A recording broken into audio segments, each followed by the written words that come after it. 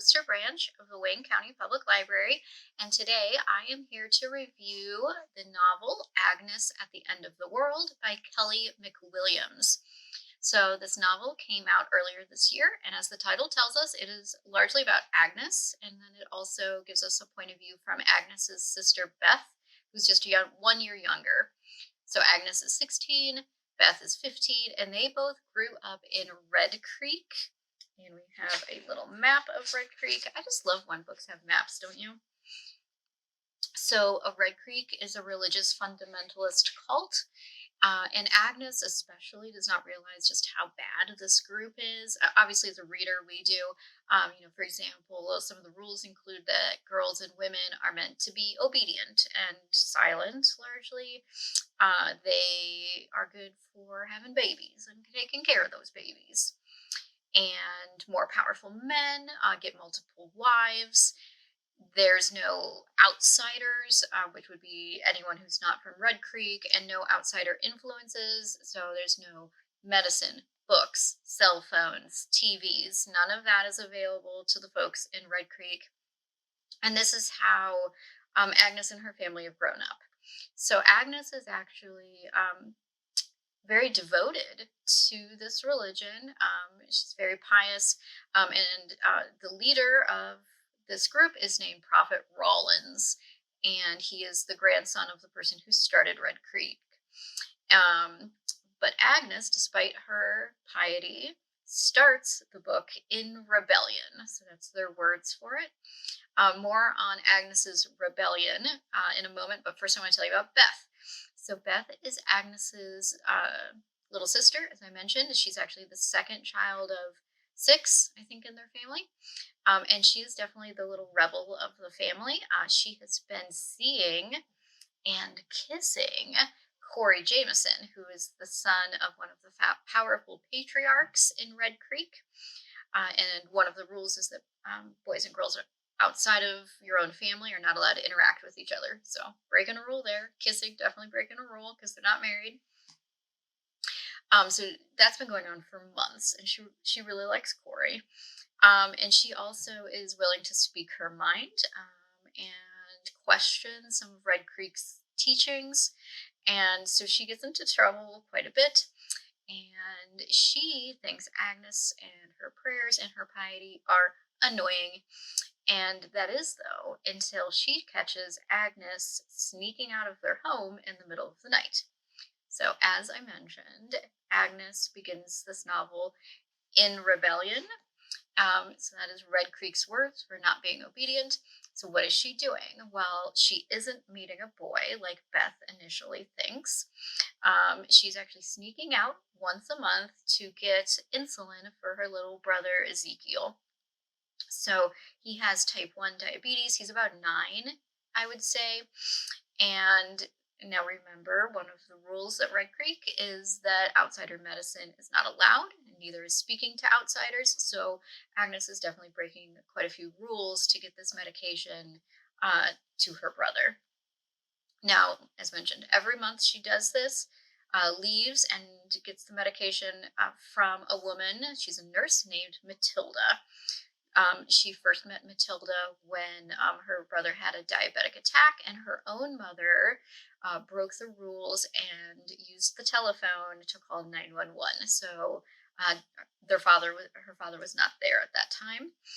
And so this is years ago, they learned that he has type 1 diabetes and that this is what they have to do. They have to monitor his sugar, and they have to give him this insulin when he needs it.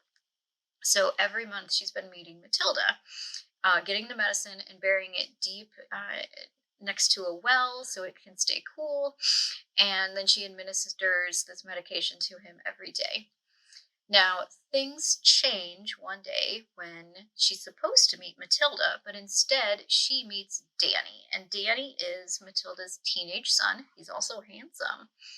And he explains that the reason he's there is because the outside world has been infected with this terrible plague called Petra. And it's affecting humans and animals. And Petra causes the victims to first get a fever, but then they turn red, like literally the color of my shirt, and their skin becomes crystalline, and so it's like shiny and it's got like little crystal spikes coming out of it, and it's really horrifying sounding.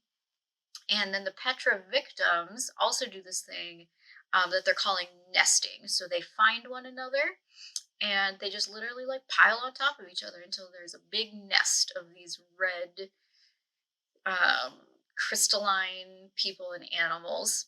And if you touch their skin, you're going to get infected with Petra as well. And so, anyway, this book has a lot.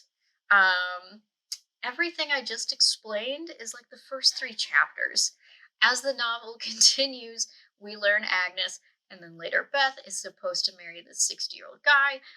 So she wants to get Ezekiel out of Red Creek because Agnes doesn't know who else will help him get his medications.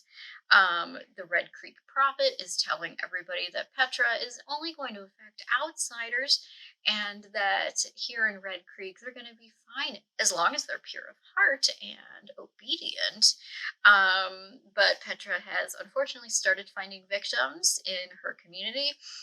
And then on top of that, like I said, this book has a little bit of everything, almost a little too much. But one of the other things going on is Agnes has this ability to hear sounds, almost like a hum or a song from different things. So, like a rabbit sounds a certain way to her. The clouds sound a certain way. Like she hears clouds. We don't typically do that. And she believes that this is a gift from God. So Agnes and Ezekiel do escape. That's not giving too much away. And that happens while everyone is headed into the bunker to protect themselves, just in case they're not obedient enough. And then at that point, they do meet up with Matilda and Danny and Danny's friends that he's made along the way and some from before. And together, Agnes and Ezekiel, who's now being called Zeke, learn all about the outside world, even though it's like in the middle of an apocalypse. They all hold up in a library together, which is the first time visiting a library for both Agnes and Zeke. And from the plan is to leave the library once they have enough supplies and head to a hospital a couple towns over. One, because he's going to need more medication, and two, there's supposed to be a community of survivors there. And this part of the book is actually really cute when they are together in the library, just because the two of them are learning so much about the world. Zeke discovers Batman and he loves Batman. They learn that the moon landing was real, which was something the prophet, I don't know why, he always said that was fake and made up by the outside world. And they're kind of coming to grips with what their upbringing was and the challenges that they faced, but they're also kind of prepared. They've lived in this society where they had to work really hard. So they know things that the outsiders don't necessarily know, like how to boil water. It's not something that maybe your average teen would necessarily think of in the middle of an apocalypse. Okay. Meanwhile, while that is happening, Beth is down in the bunker with this giant Red Creek bunker with the rest of Red Creek. And she's actually specifically locked in a room for her disobedience because she is found kissing Corey. And she is locked up with the Petra victims because they don't want to have to deal with those sickly people. They must be sick because they weren't obedient enough. So we'll put all these disobedient people together. It's not looking good for Beth because some folks are starting to turn into the Petra is coming onto their skin now. So what's going to happen is Corey going to save her. Well, you will just have to read to find out what happens to Beth. And you're going to have to read about what ultimately happens with Agnes and Zeke, and will the sisters find each other again? And there's just a lot of pieces to this. I don't want to give anything else away, obviously. The book was quite a wild ride. I enjoyed it. I really liked the beginning, especially. I thought it was a really strong opening. One thing I also really liked was the diabetes representation. I actually told my friend, I think this is maybe the best diabetes representation I've read in a book. just talking about, like the everyday, what's it like if you have type 1 diabetes? And then as the apocalypse continues, he does run out of medication. So what does that look like? I also really liked Agnes's and Beth's tenacity and their strength, even in these really scary situations and these very new situations for both of them. Anyway, if this sounds interesting, check out Agnes at the End of the World by Kelly McWilliams. It will definitely keep you on your toes, and you're going to want to keep reading to find out what happens next.